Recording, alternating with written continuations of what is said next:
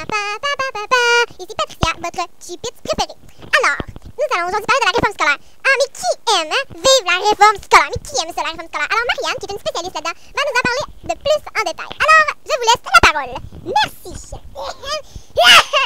Alors, comme tout le monde aimerait parler de la réforme scolaire, un jeune garçon, par exemple, un jeune garçon met des pétards dans une vieille canette de peinture vide et fait sauter une fourmilière.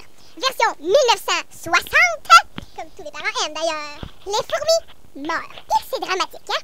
Ben, version 2007, on appelle les chers sorciers. L'escouade antiterroriste arrive, le jeune est accusé d'activité terroriste. Une équipe d'enquêteurs interroge les parents. Même les frères et les sœurs sont placés dans une unité de surveillance. Tous les ordinateurs de la maison sont confisqués par haute sécurité. On est gardé aux grands-parents dans l'air. En Floride, hein? En Floride. Mais un autre exemple. Oui, un exemple moins concret et plus à notre style. Un enfant de 8 ans tombe par terre durant les récréations.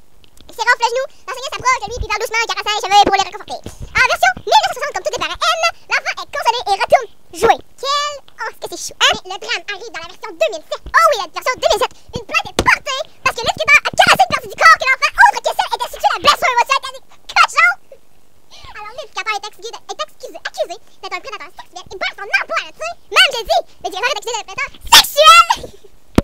Il fait face à 3 ans de prison, puis l'enfant doit suivre 5 ans de thérapie. Après ça, ben comme résultat, l'enfant devient gay. Alors, pour tout conclure ceci, ne mettez jamais des pétards dans une vieille cabane, dans une vieille canne, je veux dire, pour faire sauter une fourmilière, c'est pas une bonne idée. Puis faites jamais caresser vos cheveux par votre instituteur, en tout cas, instituteur, parce que ça pourrait être grave. Alors, nous reviendrons la semaine prochaine. Merci.